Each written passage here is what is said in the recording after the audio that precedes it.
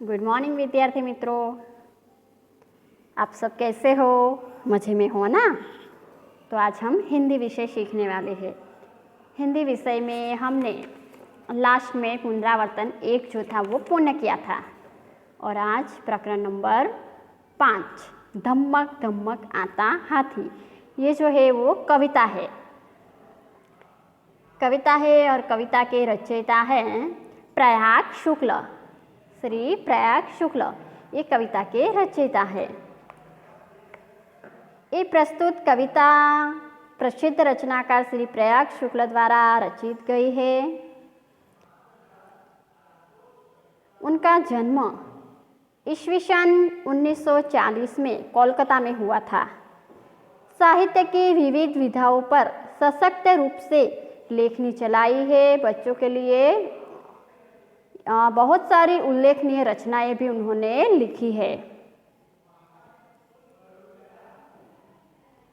इसके अलावा काव्य संग्रह जो है, लघु कथा संग्रह, उपन्यास, कला पुस्तक, सत्यजीत रे पर एक पुस्तक प्रकाशित है। इसके अतिरिक्त पत्रिका का भी उन्होंने संपादन किया है।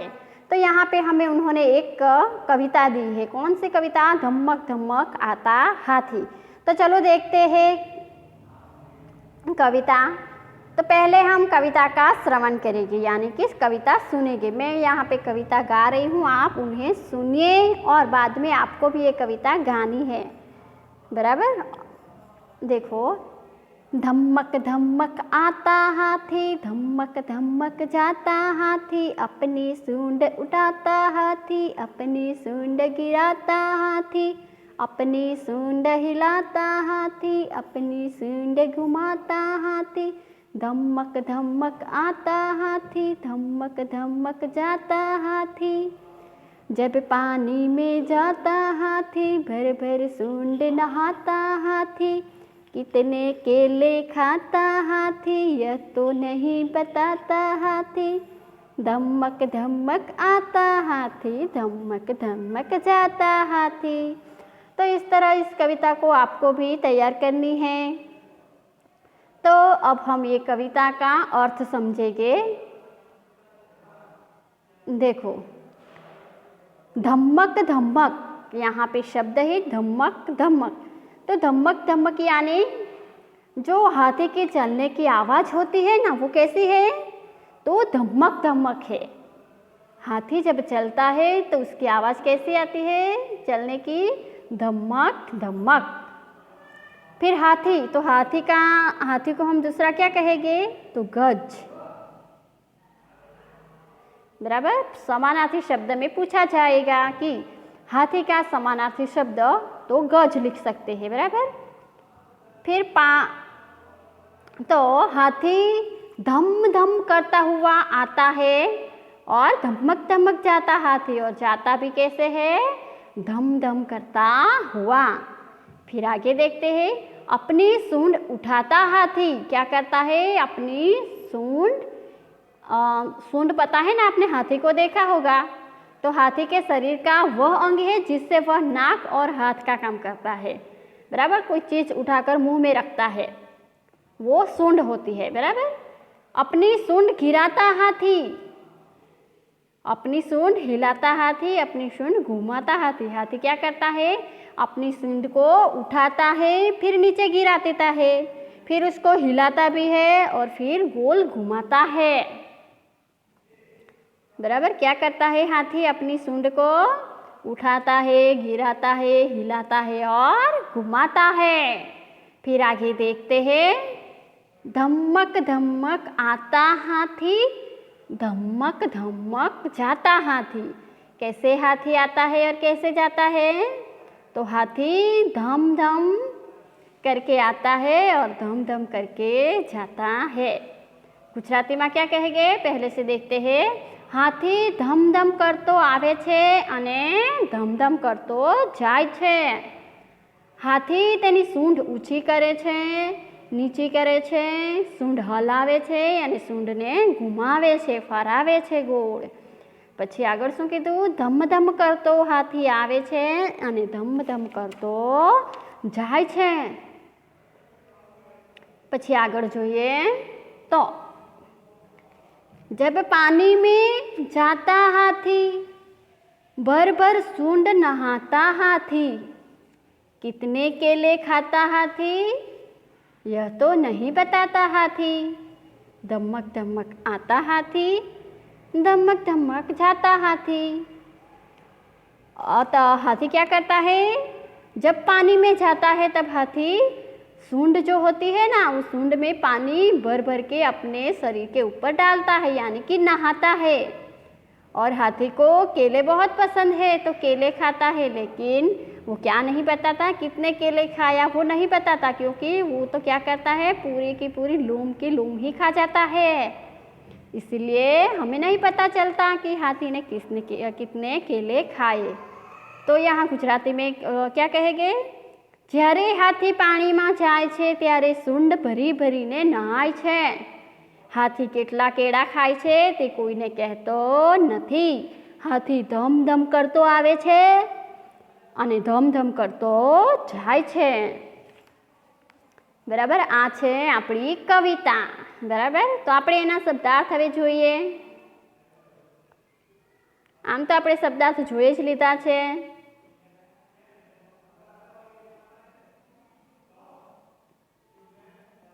तो पहलो शब्द है धमक। धमक एटले जोश, तेज, एटले के हाथीनी जे चालवानी गति है केवी है, धम धमक। बराबर, पछी आगळ जोईए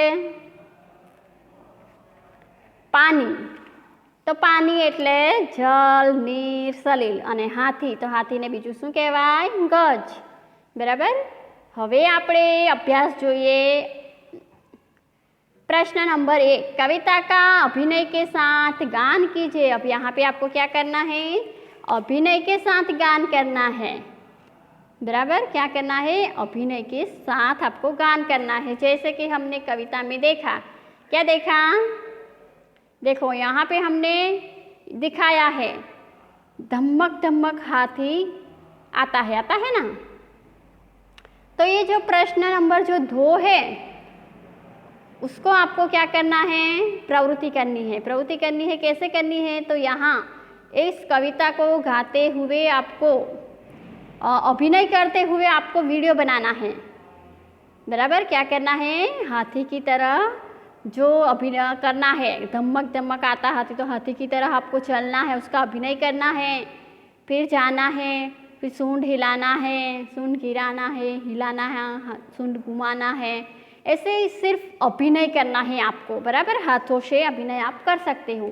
और ऐसी वीडियो आपको मुझे मेरे नंबर पर भेजनी है, ये आपकी प्रवृत्ति है। बराबर, तो हम यहाँ पे अभिनय तो यहाँ पे बताया ही है, तो मैं यहाँ आपको गाकर सुनाती हूँ वापस कविता। देखो, धमक धमक आता हाथी धमक धमक जाता हाथी अपनी सूंड उठाता हाथी अपनी सूंड गिराता हाथी अपनी सूंड हिलाता हाथी अपनी सूंड घुमाता हाथी धमक धमक आता हाथी धमक धमक जाता हाथी जब पानी में जाता हाथी भर भर सूंड नहाता हाथी कितने केले खाता हाथी यह तो नहीं बताता हाथी धमक धमक आता हाथी धमक धमक जाता हाथी। तो यहाँ पे देखो चित्र के अंदर हमें दिखाया ही है। तो धमक धमक आता हाथी, तो हाथी की तरह हमें चलना है। हाथी कैसे धम धम करके चलता है वैसे चलना है। फिर क्या करना है, जो सूंड है उस सूंड की जगह हमें क्या करना है, अपने हाथों का इस्तेमाल करना है। अपने हाथों का इस्तेमाल करके उठाना है ऊपर हाथ को, तो सूंड हिलाई ऊपर की ऐसा लगेगा। फिर सूंड हाथ को नीचे गिराना है, जैसे हाथी अपनी सूंड को नीचे गिराता है वैसे अब हमें अपने हाथ को नीचे गिराना है। फिर हाथी सूंड को हिलाता है तो फिर हमें अपने हाथ को हिलाना है। फिर हाथी अपनी सूंड को घुमाता है तो हमें क्या करना है, हमें अपने हाथ को घुमाना है। बराबर, इस तरह आपको क्या करना है, वीडियो बनाना है, फिर मेरे नंबर पे भेजना है। फिर आगे क्या करता है हाथी, तो धमक धमक आता हाथी है, तो आपको भी हाथी की तरह चलना है। फिर धमक धमक हाथी जाता है, तो उस तरह आपको जाना है। फिर क्या करना है, हाथी क्या करता है, पानी में जाता है। पानी में जाता तो क्या करता है, देखो यहाँ पे चित्र में दिखाई दे रहा है ना, हाथी सूंड में पानी लेकर अपने शरीर के ऊपर डालता है। तो यहाँ पे हमें क्या, जब पानी में जाता हाथी तो भर सूंड नहाता हाथी। तो हमें अपने हाथ को इस्तेमाल करना है, हाथ के जरिए हमें ये प्रवृत्ति बनानी है। कितने केले खाता हाथी, यह तो नहीं बताता हाथी। हाथी क्या करता है, केले खाता है, तो केले की पूरी जो लूम होती है वो तोड़ के खा जाता है। इसीलिए एक लूम के अंदर कितने केले हैं ये तो हमें पता नहीं चलता। इसीलिए यहाँ पे क्या कहा है कि हाथी कितने केले खाता है वो नहीं बताता है। फिर आगे है, धमक धमक आता हाथी, धमक धमक जाता हाथी। हाथी कैसे चलता है, धम धम करता हुआ आता है और धम धम करते हुए जाता है। बराबर। तो इस तरह आपको प्रश्न नंबर 1 को वीडियो बनाकर मुझे भेजनी है। फिर आगे देखते हैं प्रश्न नंबर 2। प्रश्न नंबर 2 में क्या करना है, तो सूचना पढ़ेंगे हम। सूचना के अनुसार अभिनय कीजिए। यहाँ पे जो सूचना दी है, रोना, तो हम कैसे रोते हैं, आप कैसे रोते हो उसका अभिनय आपको करना है। फिर हंसना, तो आप कैसे हंसते हो उसका अभिनय करना है। पटाखे छोड़ना, कपड़े धोना, तो ये सब जो अभिनय आपको घर पे करने हैं। फिर आगे देखेंगे प्रश्न नंबर 3। प्रश्न नंबर 3 देखो, पढ़िए और समझिए। क्या करना है, पढ़ना है, यानी कि વાંચવાનું અને સમજીએ એટલે કે સમજવાનું, અને પછી તમારી નોટબુકમાં લખવાનું પણ છે। બરાબર। તો જુઓ, ઉઠાના, गिराना, आना जाना, छोटा बड़ा, ऊंचा नीचा, पकड़ना छोड़ना। तो यहाँ पे जो ये शब्द दिए हैं वो शब्द कौन से हैं, तो ये अनुलोम शब्द है, यानी कि विरोधी अर्थ वाले शब्द है। समझ में आया। उठाना तो उसका विरोधी अर्थ क्या होगा, गिराना। वैसे ही आना यहाँ पे दिया है तो उसका विरोधी अर्थ होगा जाना। छोटा है तो उसका विरोधी अर्थ होगा बड़ा, ऊंचा है तो नीचा, पकड़ना तो छोड़ना। इस तरह तो ये यहाँ पे आपको जब आप अपनी नोट बुक में लिखेगी तो कैसे लिखना है आपको, देखो ऐसे लिखना है। उठाना और गिराना जो लिखा है उसके बीच में हमें विरोधी अर्थ का विरोधी शब्द जब लिखते हैं तब ये चिन्ह लगाते हैं ना। तो ये चिन्ह ये 2 शब्द के बीच में आपको लगाने हैं। बराबर, ऐसे। फिर आगे देखते हैं प्रश्न 3 का ब।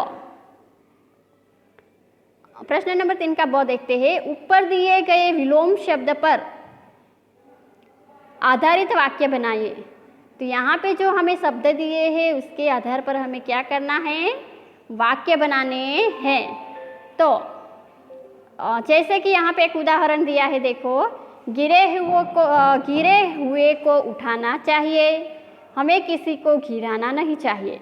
यहाँ पे दोनों शब्द दिए हैं, देखो दोनों शब्द दिए हैं ना। उठाना तो उसका विलोम शब्द गिराना, तो दोनों से वाक्य बन गए। गिरे हुए को उठाना चाहिए, हमें किसी को गिराना नहीं चाहिए। तो वैसे ही हमें यहाँ पे जो शब्द दिए हैं उसका हमें क्या करना है, वाक्य बनाना है। तो पहला वाक्य हम बनाते हैं। कौन सा वाक्य बनाएंगे, आना। आना और जाना। तो आना, मंदिर में कुछ लोग आना चाहते थे और कुछ लोग मंदिर से जाना चाहते थे। दोनों शब्द आ गए ना, दोनों शब्द। फिर आगे दूसरा शब्द कौन सा था, छोटा तो बड़ा। मेरा एक भाई मुझसे छोटा है और एक भाई मुझसे बड़ा है। ऐसा वाक्य बन गया ना। तो ऐसे ही हमें पूरे यहाँ पे जो विलोम शब्द दिए हैं उनके अर्थ हमें बनाकर वाक्य बनाने हैं। फिर दूसरा शब्द कौन सा था, तो दूसरा शब्द था ऊंचा और नीचा। ऊंचा और नीचा। तो हम कैसे वाक्य बनाएंगे ऊंचा और नीचा का, गिरनार ऊंचा पर्वत है, चोटीला नीचा पर्वत है, ऐसा वाक्य बन गया। आप भी अपने आपको जो वाक्य आते हैं वैसे आप इस शब्द से वाक्य बना सकते हो, बराबर। दोनों शब्द आने चाहिए, ऊंचा और नीचा। मैं ऊंचा हूँ और मेरा भाई नीचा है, ऐसा भी आप बना सकते हो। नारियल का पेड़ जो है वो ऊंचा है, आम का पेड़ जो है वो नीचा है, ऐसे भी कोई आप वाक्य बना सकते हो, बराबर। फिर शब्द है पकड़ना और छोड़ना, पकड़ना और छोड़ना। तो मगर आदमी को पकड़ता है, मगर आदमी को पकड़ता है तो छोड़ता नहीं है। ऐसे दूसरा भी आप वाक्य बना सकते हो। ऐसा आप दूसरा भी वाक्य बना सकते हो, पकड़ना और छोड़ना दोनों शब्द आने चाहिए, बराबर। दोनों शब्द का हमें इस्तेमाल करके, उपयोग करके हमें एक वाक्य बनाना है। तो यहाँ पे प्रश्न नंबर 3 का और वो हम पूर्ण करते हैं, और आगे का प्रश्न जो है प्रश्न नंबर 4, प्रश्न नंबर 4 के साथ हम नेक्स्ट वीडियो में फिर मिलेंगे।